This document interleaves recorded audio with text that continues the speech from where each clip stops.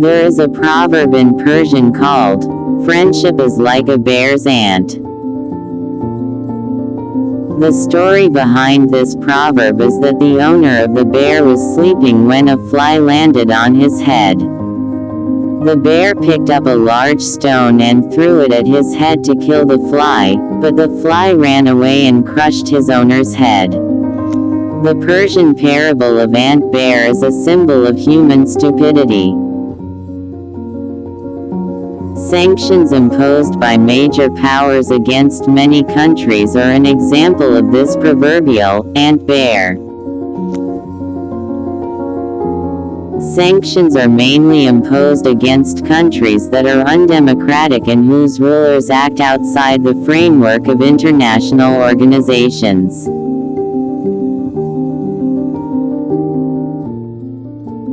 Countries such as North Korea, Cuba, Venezuela, and Syria have been sanctioned by Western powers.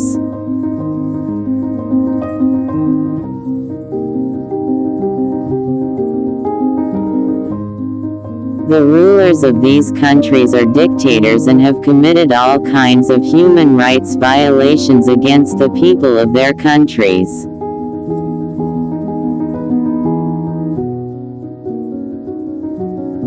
The people of non-democratic countries have no role in governance. Elections in these countries are also a formality. In non-democratic countries, governance is carried out according to the decisions of one person or a small group. Any civil and social activity that contradicts the government's demands will be severely suppressed by the government. We know that in most non-democratic governments, the national and citizenship rights of the men of that country are violated by the government.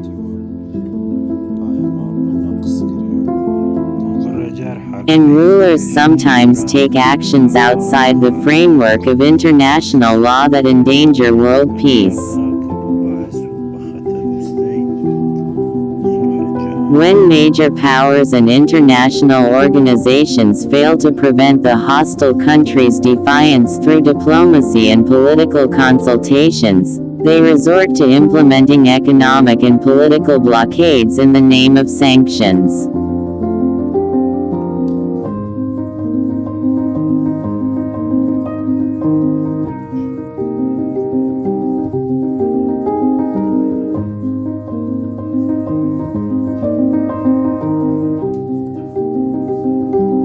Is the ban a deterrent?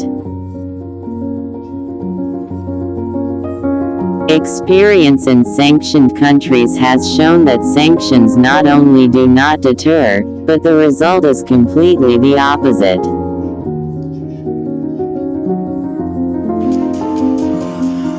For example, sanctions on North Korea, which were enacted to prevent nuclear tests and the production of intercontinental ballistic missiles, have not only not been deterrent, but have also been progressive.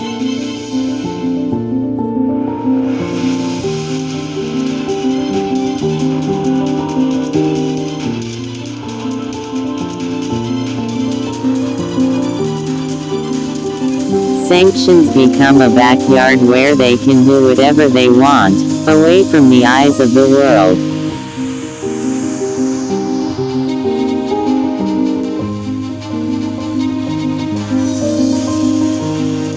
Despite strict international sanctions, the Koreans not only did not retreat in building nuclear weapons and intercontinental missiles, but they also advanced to such an extent that they are now considered a potential threat to world peace.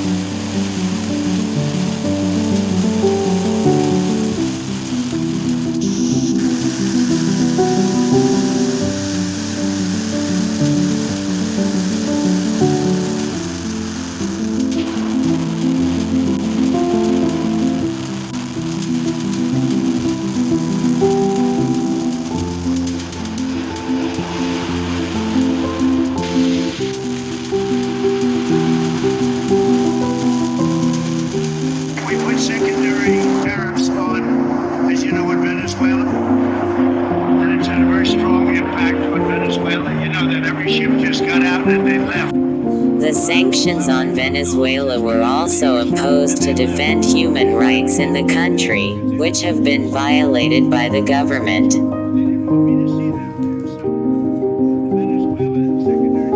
The Venezuelan government severely suppressed public protests against it.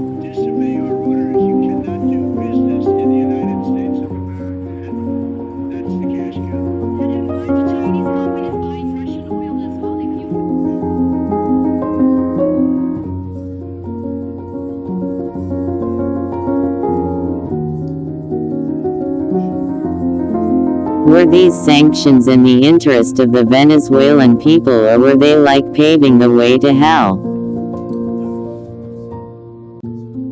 The situation of the people definitely worsened.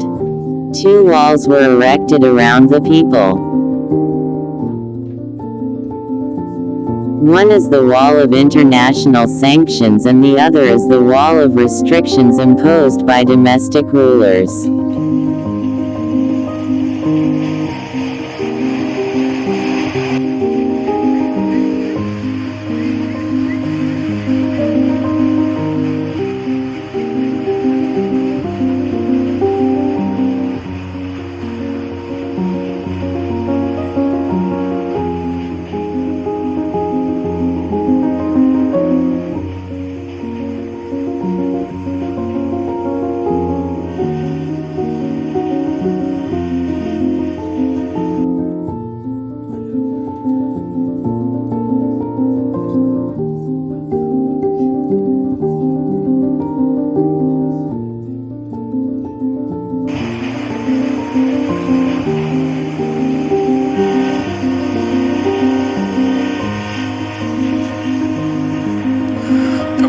تأسف آوره که وطن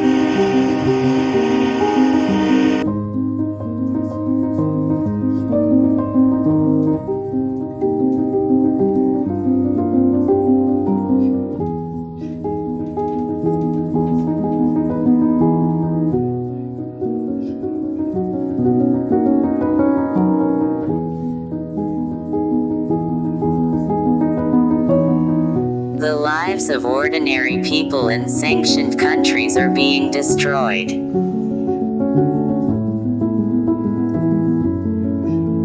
Food and medicine are not subject to sanctions, but because the global banking and economic activities of the sanctioned country are paralyzed, the import of food and medicine also faces difficulties, and due to economic corruption within the country, food and medicine are cut off for the common man.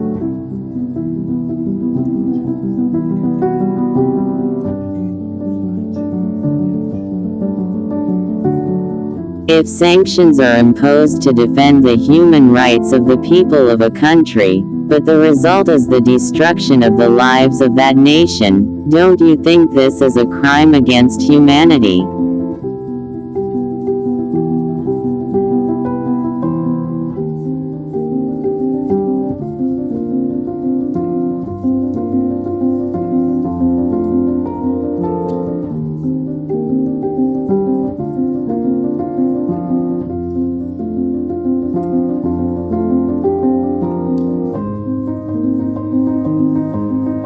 Isn't this the same as Aunt Bear's friendship?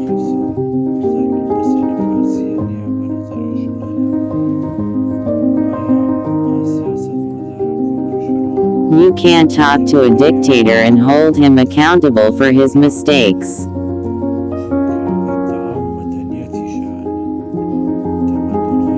But I have a question for these navy suit and red tie wearing Democrats of character, founders of the United Nations and builders of world peace. Don't you know what effects the sanctions you impose to defend the human rights of the people of a country have on the lives of that nation?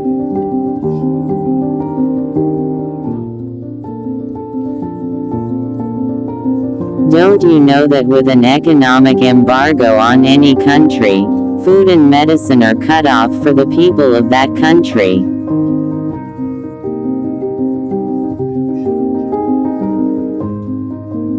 Or is there a political ploy behind these sanctions? Sick, hungry, and unemployed people cannot stand up to dictatorial rulers.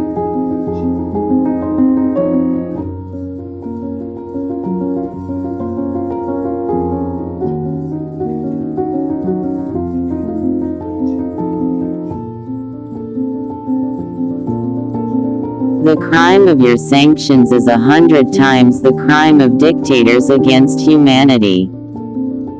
You, who claim to be democratic and commit the greatest crime against humanity by approving sanctions against nations, undoubtedly have a conflict of intellect and are among the criminals against human rights. Which dictator did you prevent from committing crimes against human rights by imposing sanctions?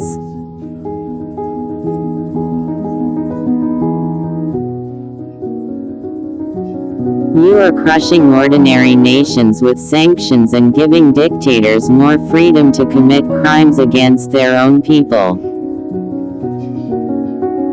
You sanctioned the people of Iraq and Syria. Their lives were destroyed, but by sanctioning dictators, they became more ruthless against the people. By imposing war on the people of Iraq and Afghanistan, you took the lives of millions, destroyed their countries, and spread terrorism and violence in these countries.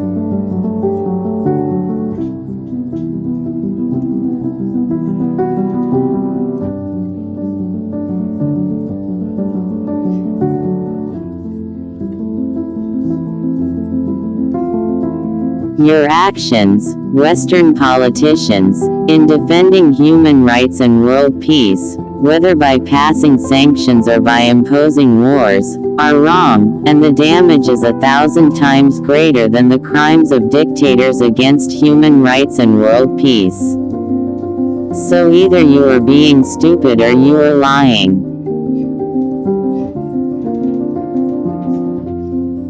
Whether you are a fool, a liar, a warmonger, or a boycotter, all of this is a sign of your ignorance. Now that these are the rulers of the world is full of war, chaos, sanctions, and social and economic crises, and the people of the world live in stress, and these ignorant rulers have the most dangerous nuclear weapons.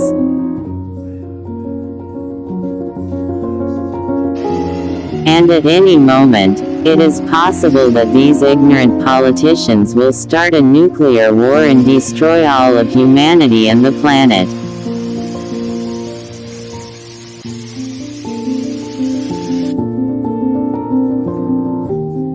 So, we need to think before it's too late. We need to cut off the hands of politicians in running the world.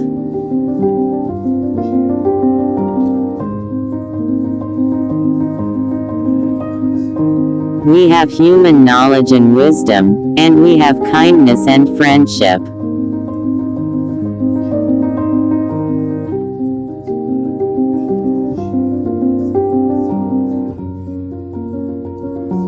We can run our world much more beautifully. We can spread peace and justice in the world, without war, without violence, without sanctions and stress.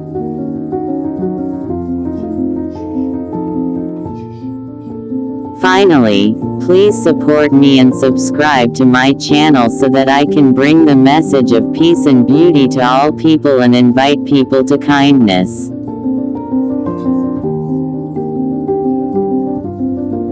I hope that with the help of his wisdom and knowledge, man will have a better and more beautiful life and live free from war and injustice.